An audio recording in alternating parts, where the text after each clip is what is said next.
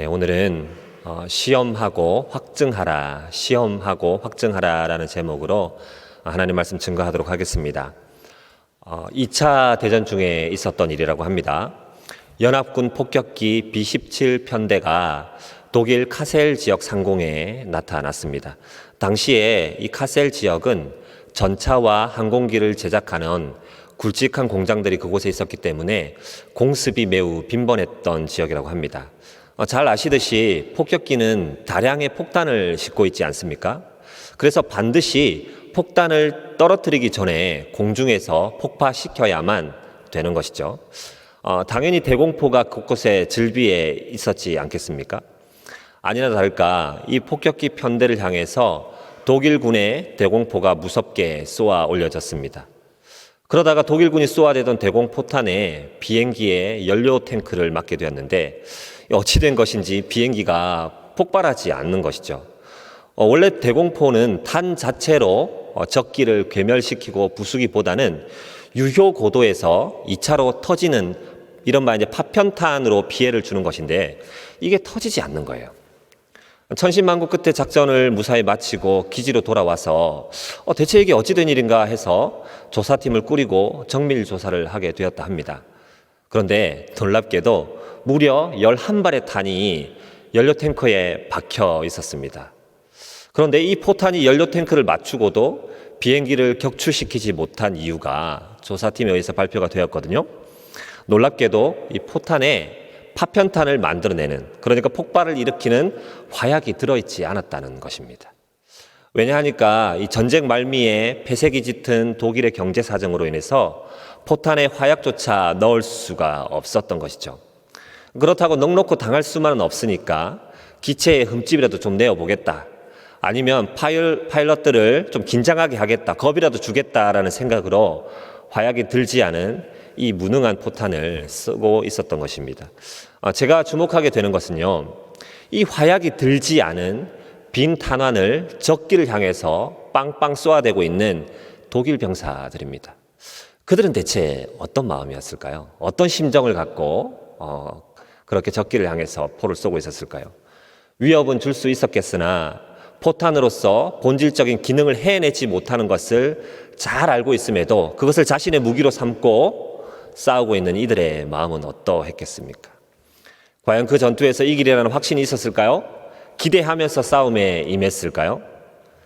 이 이야기를요, 오늘의 우리 그리스도인의 삶으로 가져와 보면 어떻습니까? 화약이 없어서 폭발을 일으키지 못하고 그로 인해 본연의 기능을 상실하고만 이 포탄이 어쩌면 우리의 신앙이고 오늘 하루를 살아가는 우리의 모습은 아닐까요? 적국의 거대한 폭격기를 향해서 거침없이 대공포를 쏘아보지만 결코 저 비행기를 폭파시킬 수는 없을 거야 라는 그러한 생각, 불신과 두려움으로 싸움에 임하고 있는 오늘날 작금의 그리스도인의 모습과 닮아 있지는 않습니까? 이를 단적으로 보여주는 디모데후서 3장 5절의 말씀처럼 경건의 모양은 있지만 그 능력은 부인하고 상실하고 만 것 아닐까요?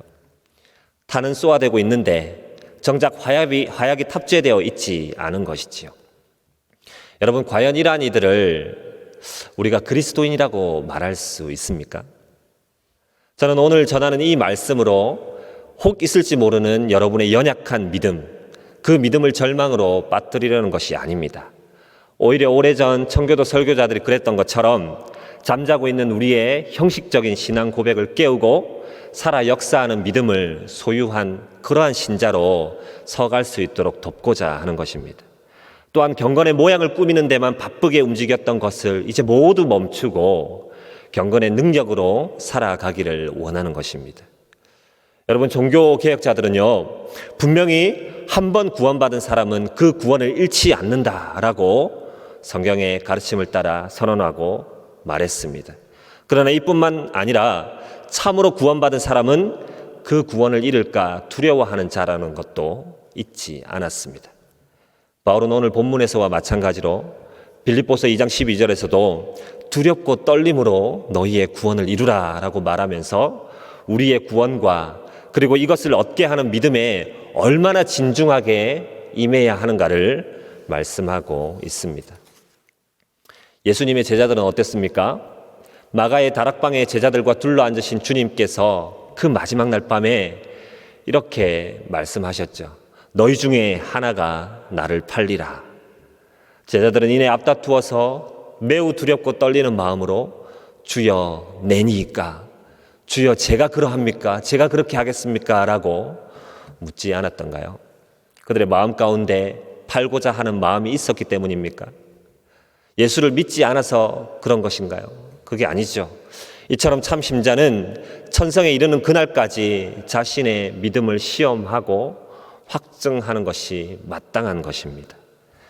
고린도 전후서는 세워진 지 얼마 되지 않는 이 고린도 교회가 여러 가지 어려움을 만나게 되면서 바울이 편지를 통해 해결책을 제시하고 또 신앙적인 답변을 주고 있는 내용입니다.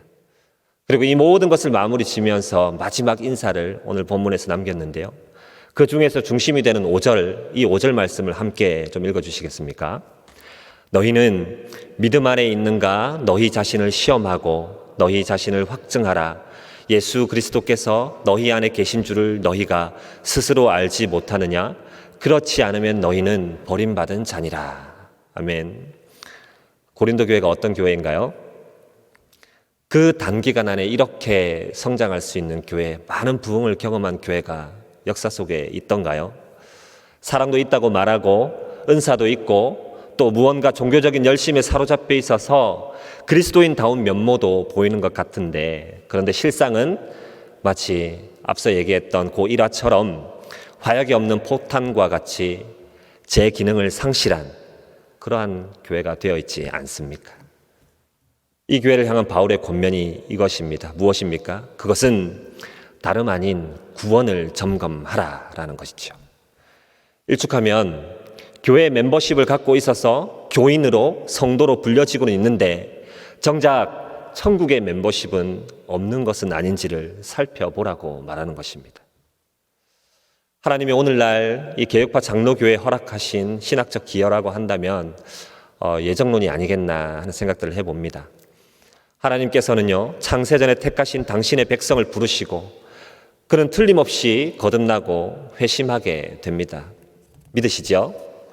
그리고 은혜로운 선물로 주신 믿음은 이내 삶을 살아내는 믿음이 되어서 여러 문제들을 믿음의 눈으로 바라보게 됩니다.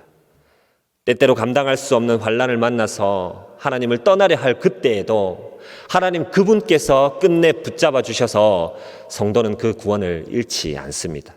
바로 이 저항할 수 없는 은혜라는 하나님의 신비한 이끄심으로 말이죠. 그래서 우리의 연약한 믿음을 맹신하여 삶을 살아내기 이전에 하나님의 값없는 은혜로 삶이 사라지고 있다는 것을 잊어서는 안 되는 것이죠.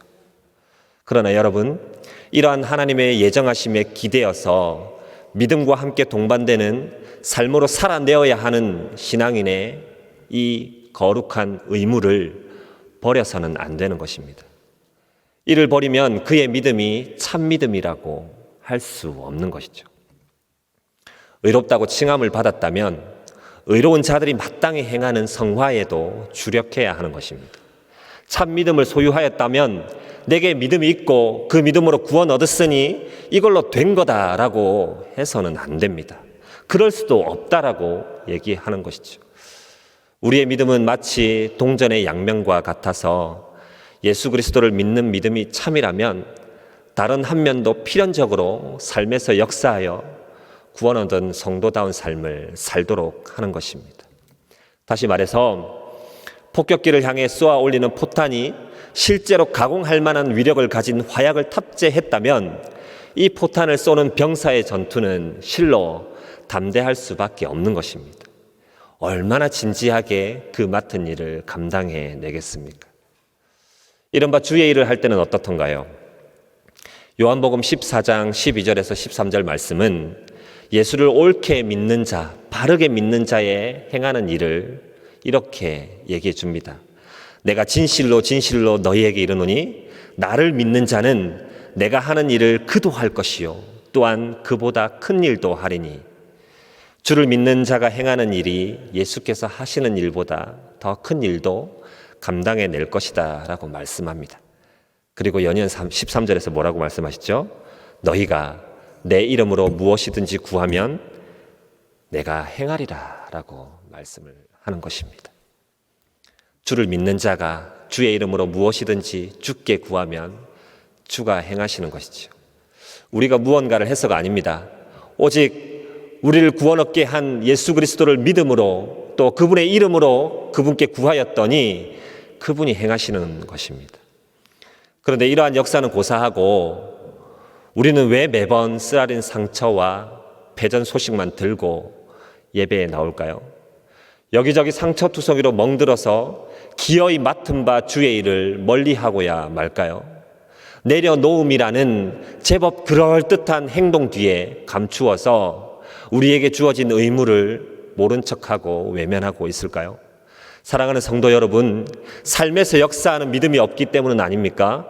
동전의 반대편에 그려져 있어야 할 구원 얻는 믿음이 없기 때문에 삶에서도 무능력한 믿음 생활을 하게 되는 것은 아닌가요? 그러한 맥락에서 본문의 바울의 권면은 매우 명료합니다. 교회가 당면한 어려움과 너희의 반복된 범죄가 혹 너희의 믿음이 잘못된 것은 아닌가 점검하라고 말씀하고 있습니다. 4절입니다. 그리스도께서 약하심으로 십자가에 못 박히셨으나 하나님의 능력으로 살아계시니 우리도 그 안에서 약하나 너희에게 대하여 하나님의 능력으로 그와 함께 살리라. 바울이 지금 뭘 말하고 있습니까? 그래, 정말 잘해본다고 한 것이 문제만 생기지 믿음을 유지하기가 쉽지 않지 죄된 본성을 끊고 주를 닮아가는 것은 매우 어렵지. 하지만 너희만 그런 것이 아니야. 우리도 원래 다 약한 거야. 그런 우리를 위해서 죽으신 그리스도가 가장 약한 모습으로 죽으신 것은 십자가가 하나님의 능력이고 곧 그것을 믿는 우리의 능력임을 말하는 거지 라면서 말입니다. 하나님의 이 완벽한 십자가의 능력, 믿음을 동인으로 한 그 능력을 얘기하고 있는 것입니다. 그리고 바로 그 이후에 그러니까 말이야, 너희에게 그 믿음이 있는지 점검해봐.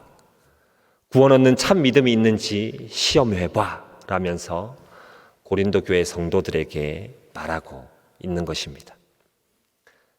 방금 제가 누구에게라고 말씀을 드렸습니까? 믿지 않는 자가 아닌 고린도 교회의 성도들에게 말하고 있는 것이죠. 주 안에 사랑하는 성도 여러분, 바울의 권면의 목적은 성도들을 넘어뜨리는 데 있지 않습니다. 우리 주님도 그와 같이 바울을 통해서 이 말씀을 남겨두는 것이 그들을 넘어뜨리는 데 있지 않습니다. 10절 말씀인데요. 내가 떠나 있을 때 이렇게 쓰는 것은 대면할 때에 주께서 너희를 넘어뜨리려 하지 않고 세우려 하여 내게 주신 그 권한을 따라 엄하지 않게 하려 함이라. 바울이 다시 고린도 교회를 방문할 때에는 고린도 교회 성도들이 자신의 믿음을 점검하여서 처음 예수를 만날 때 그랬던 것처럼 죄악된 것은 회개하고 죄로 인해 무너진 단을 다시 수축하여 주께서 다시금 세우시는 것을 보려는 데에 목적이 있다라고 말합니다. 사랑하는 성도 여러분, 다시 한번 바울의 심정으로 여러분들께 정중히 권면합니다. 여러분의 믿음을 점검하시기를 축원합니다. 삶을 이겨내지 못하는 믿음이 어리고 연약해서인지 아니면 구원의 주님을 만난 적이 없어서인지 구원 얻는 믿음이 없기 때문에 삶에서 작동하는 믿음 역시도 기대할 수 없는 것은 아닌지 꼭 시험하시고 확증하시기를 부탁드립니다. 이러한 신앙의 기준을 잣대로 우리 자신을 시험하고 우리가 참 믿음 안에 서 있는지를 확증해야 하는 이유를 다시 한번 짤막하게 요약하고 싶습니다. 먼저는 우리가 믿음이라고 말하지만 믿음 같지만 참 믿음이 아닐 수 있기 때문에 우리의 믿음을 점검해야만 합니다. 어떻게 믿음이 있으면서도 구원받지 않을 수 있을까요?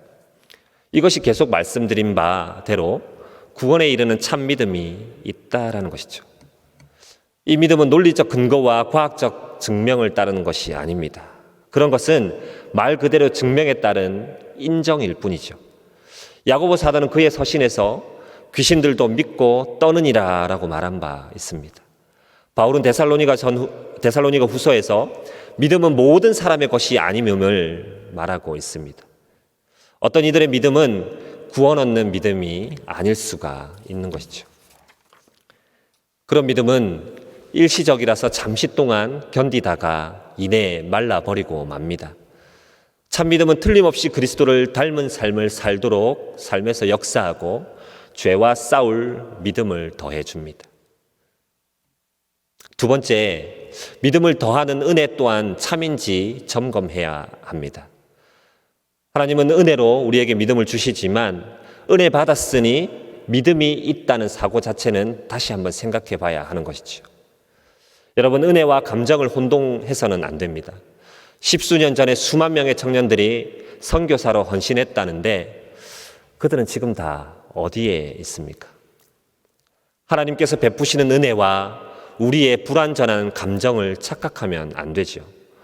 불완전한 것에 속으면 안 되는 것입니다. 은혜로운 성령의 역사가 죄의 비참함을 깨달아 알게 하고 돌이키게 하지만 단지 죄를 고백하는 것을 은혜 받은 것이다 라고 생각한다면 이것은 잘못된 것입니다. 죄를 고백하는 것은 회개와 다릅니다. 그래서 이를 가볍게 은혜 받았다고 말할 수 있는 것이지요. 제가 중고등부 시절에 수련회를 가면 저녁 집회가 늘 기억에 남습니다. 요즘은 그런 일이 할 수 없는 코로나 상황이긴 합니다만 저녁 집회 때가 되면 말씀을 듣고 연신 주여 주여를 외치면서 한바탕 기도했던 것이 기억이 납니다. 기도 시간이 끝나고 나면 온 얼굴에 눈물과 콧물로 뒤범벅이 되어 있습니다. 왜 그런지 모르겠지만 마음 한켠이 시원함이 있었어요. 그간에 쌓아두었던, 켜켜이 묶여두었던 제 안에 있는 양심의 가책, 그러한 죄의 문제들을 꺼내놓았다는 생각 때문일까요? 실제로 용서받았다는 기대, 또 그러한 마음들이 있었을까요? 그런 모습으로 어머니께 이제 돌아가서 이런저런 얘기들을 하면 저희 어머니는 한결같이 이런 말씀을 했습니다. 아이고, 우리 아들 은혜 많이 받았나 보네 라고 말이죠. 대학에 진학하고 처음 맞은 학교 축제 때였습니다. 캠퍼스 곳곳에서 사람들이 모여들었고 TV에서나 보는 연예인이 노래를 부르니 신기했습니다. 함성이 절로 터져 나왔어요. 와 소리를 지르고 곳곳에서 물을 뿌려대고 환호성을 지르며 제 가슴은 뜨겁게 뛰기 시작했습니다. 은혜 받은 것일까요? 우리는 이러한 기준으로 우리의 감정적인 어떤 변화를 마치 은혜 받은 것인 양 착각하며 살아갈 때가 참 많이 있습니다. 그래서 믿음과 또 은혜를 주시는 그 믿음을 우리가 분명하게 분별할 수 있어야 하고, 그런 이유 때문에 우리가 받은 은혜라고 얘기하는 것이 참인지 점검해야 하는 것이죠. 세 번째 이유는 참 구원의 역사의 적기를 놓치지 않기 위해서 우리의 믿음을 점검해야 합니다. 사람이 질병에 걸린 것을 알게 되면 제때에 의사를 찾고 그에게 보여야 하죠. 그러나 치료 시기를 놓치기까지 질병을 발견하지 못한다면 이 얼마나 애석하고 슬픈 일입니까? 마찬가지로 너무 늦게까지 자신을 살피지 않다가 죽음에 이르러서 혹은 심판날이 다 되어서 그의 확신이 깨어져 버리면 이는 가장 돌이킬 수 없는 비극일 것입니다. 그렇기 때문에 인생에서 가장 시급한 일이 구원받는 일이며, 이러한 일은 우리 마음에 일게 하는 죄로 인한 근심과 우리의 영혼을 심히 염려하는 시험하고 확증하는 과정에서 시작될 수 있음입니다. 그렇기 때문에 구원을 점검하는 이 일이야말로 성도가 가장 애를 써야 하는 성화의 과정에 있는 것이죠. 네 번째로, 구원 얻는 믿음이 바로 자리 잡아야만 삶에서 작동하는 믿음이 견고해지기 때문입니다. 결국 우리는 천국 가는 그날까지 거친 삶을 살아가게 될 거예요. 우리는 하나님의 세상을 만드신 목적도 알고 또 우리 각인을 향한 하나님의 계획을 알아가게 됩니다. 묵묵히 견디어내게 하는 하나님의 은혜를 기대하는 믿음이 또 내일을 살아가게 하고 또 그 다음 날을 기대하게 합니다. 그런데 이러한 믿음은요, 구원 얻는 믿음이 전제되어 있기 때문에, 그렇기 때문에 우리가 구원 얻는 믿음을 점검해야 하는 것입니다. 자, 이제 보아야 할 것은 우리가 이 점검하고 또 확증하는 과정, 시험하는 과정을 통해서 구원의 증거로 발견할 수 있는 것들이 있습니다. 어떤 것들일까요? 믿음의 시험과 확정의 과정을 통해서 우리가 발견할 수 있는 구원의 증거는 무엇이냐 하는 것이죠. 이것은 우리를 담대하게 하고 나아가서 더욱 거룩하게 하며 이른바 구원의 확신을 갖고 기쁨이 넘치는 그러한 신앙생활을 하게 할 겁니다. 첫 번째로 우리는 구원의 증거로 예수 그리스도를 구주로 고백하며 순종하는 자신을 발견할 수 있습니다. 요한일서 5장 1절에서 사도 요한도 예수께서 그리스도이심을 믿는 자마다 하나님께로부터 난 자다라고 말씀하죠. 이 말은 예수가 그리스도라는 것을 그저 알고 있다거나 교회에서 그렇게 가르치는 것을 별 불편함 없이 받아들이고 있다는 것 정도로 말하는 것이 아닙니다. 고린도전서 12장 3절이 말하는 바 그러므로 내가 너희에게 알리노니 하나님의 영으로 말하는 자는 누구든지 예수를 저주할 자라 하지 아니하고 또 성령으로 아니하고는 누구든지 예수를 주시라 할 수 없느니라. 아멘. 여러분, 이 말씀으로 본다면 그리스도를 주라고 고백하는 모두는 구원의 백성이겠지요. 그러나 분명히 예수님께서는 마태복음 7장에서 나더러 주여 주여 하는 자마다 다 천국에 들어갈 것이 아니요 다만 하늘에 계신 내 아버지의 뜻대로 행하는 자라야 들어가리라 라고 말씀합니다. 이후에 불법을 행하는 자들아 내게서 떠나가라 라고 덧붙이시죠.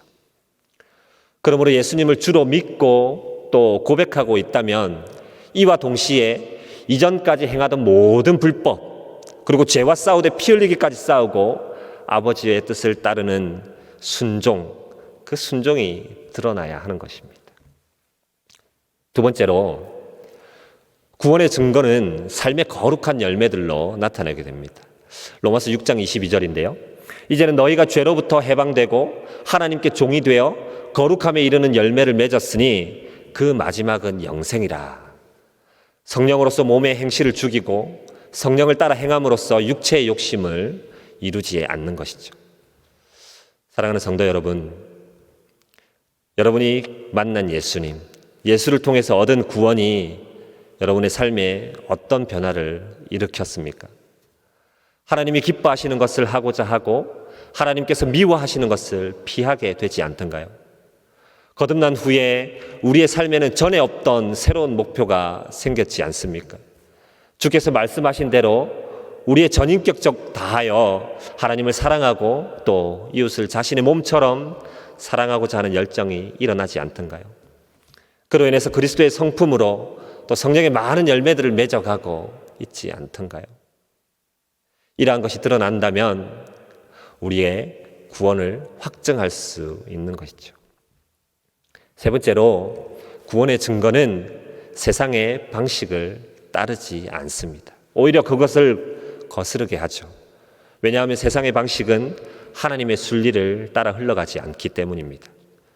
빌립보서 2장 15절의 말씀대로 이 세상이 어그러지고 거스르는 세대이기 때문에 이 세상을 쫓지 않는 것이죠. 대박신화, 성공신화, 요즘은 비트코인이나 이런 것들에 대한 관심들이 높더라고요. 허탄하고 망령된 신화를 쫓고 있고 동성애와 같은 순리로 쓸 것을 용리로 쓰는 죄악들이 난무하게 됩니다. 세상의 방식이 심히 즐겁다면 지금 이 순간 우리의 믿음을 긴박하게 시험하고 점검해야 하는 것이죠. 그러나 지금 이 말씀을 들으면서 이전까지 대수롭지 않게 생각했던 문제가 혹 크게 와 닿으십니까? 그렇다면 이 또한 하나님의 신실한 백성들에게 일으키시는 죄의 자각이라는 것을 믿고 또 그로 인해 감사하실 수 있길 바랍니다. 그러나 이쯤이면 충분하다 여기시면 안 됩니다. 마음을 찢고 주께 긍휼을 구해야 하는 것이지요. 세상을 뒤로하고 주님이면 족한 삶, 이를 따름이 즐거움이 되고 있음을 발견하는 그러한 우리의 모습이 보여야 하는 것입니다. 네 번째로요, 하나님의 은혜의 수단을 기꺼이 받고자 애써야 합니다. 그러한 모습이 보여진다면 우리의 구원의 증거로 삼을 수 있는 것이죠. 저는 이 대목이 가장 안타깝다 생각이 듭니다. 제가 올해 이제 중등부를 맡아 시작하면서 처음에는 얼마나 부담이 되었는지 모릅니다. 저는 절대로 막을 수 없는 그 북한의 그 군대를 이들이 맡고 있다 하니 얼마나 두렵겠습니까? 제가 지금 만나서 대면 예배를 드리면서 설교 시간에 가장 많이 한 것은 아이들의 정수리를 보는 일입니다. 고개를 들지 않아요. 그러나 그 귓전에 생생하게 들려지는 말씀이 이 아이들의 삶을 변화시킬 줄 기대하고 믿고 선포하고 있습니다. 그로 인해서 마음속에 계속 일어나는 것이 무엇인 줄 아십니까? 아이들이 하나님의 은혜를 사모했으면 좋겠다. 하나님의 은혜의 수단을 마음껏 활용했으면 좋겠다. 그 은혜의 수단이 발현되는 현장에 나왔으면 좋겠다. 이거 한 가지였어요. 여러분, 그렇기 때문에 우리도 우리의 구원의 문제를 확인할 때에 하나님의 은혜의 수단을 기꺼이 받고자 하는지를 살펴야 하는 것이죠. 삶 가운데 주시는 하나님의 은혜를 얻기 위해서 부단히 애쓰고 있는지를 봐야 합니다. 예배와 기도와 하나님의 말씀을 소홀히 여기지 않는 것이죠. 거듭난 사람은 분명히 하나님의 은혜를 사모하게 되고 그에 따라 하나님께서 은혜를 주시는 수단들도 사랑하게 되는 것입니다. 물론 참된 신자들도 마귀의 유혹으로 인해 때때로 예배에 대해 게으르고 소극적인 마음이 들 때가 있을 수 있습니다. 하지만 그것은 일시적인 것이에요. 그런데 일시적인 것이 아니라 근본적으로 예배 드리기를 싫어한다면 반드시 우리의 믿음을 점검해 봐야 합니다. 17세기 청교도 목사였던 사무엘 홉킨스는 은혜의 수단을 싫어하는 사람에게 이렇게 말했습니다. 거룩한 의무들에 대해 말하면 불평하는 당신, 또 공예배에서 행해지는 이 모든 설교들을 불쾌하게 생각하는 당신, 그리고 언제쯤 안식일이 끝나고 참여해야 하는 의식들이 없어질까 하고 생각하는 당신에게 묻습니다. 당신은 천국에 가면 무엇을 할 것입니까? 거룩한 의무를 행하는 잠깐 동안의 안식일을 영원 그 자체만큼이나 길게 느끼는 불경한 마음으로 오직 거룩한 의무들만 있을 천국에서 무엇을 하시겠습니까? 여러분, 코로나19가 종식된 후에 과연 얼마나 많은 성도들이 교회에 남아 있을까요? 교회 곳곳에서 쉬쉬하면서 염려하는 부분이 바로 이것이에요. 이미 이른바 가난한 성도라 불리우면서 교회를 저만치 떠나 있던 이들이 그 자리마저 멀리하진 않을지 심히 걱정이 됩니다. 구원으로 인한 우리의 신앙은 하나님과의 화목, 그리고 그로 인한 그의 사랑을 향한 사무침이 전제여야 하는 것이에요. 갈망이라고도 할 수 있겠고 또 목마름이라고도 할 수 있을 겁니다. 하다못해 유명 연예인만 나타나도 가까이서 보려고 애를 쓰는데, 새로 나오는 사과폰을 먼저 받으려고 밤새워 매장 앞에 진을 치는데, 하나님의 은혜 없이 단 하루도 살 수 없음을 깊이 알고 있다면 더욱 은혜의 자리를 사랑하지 않겠습니까? 여러분, 한 걸음만 더 내디뎌 볼까요? 거듭 말씀드려도 과하지 않다는 생각이 드는데, 주의 일은요, 우리의 은사 따라 각양의 자리에서 감당하지만 그 일을 하게 하는 원동력, 그것이 곧 은혜 아니겠습니까? 은혜 없으면 성도가 마땅히 행해야 할 주의 일은 나를 뺀 누군가의 봉사로 그칩니다. 그러나 하나님의 은혜가 충만하다면 그 누가 꼭 시키지 않아도 섬김과 헌신의 자리를 찾기 마련이죠.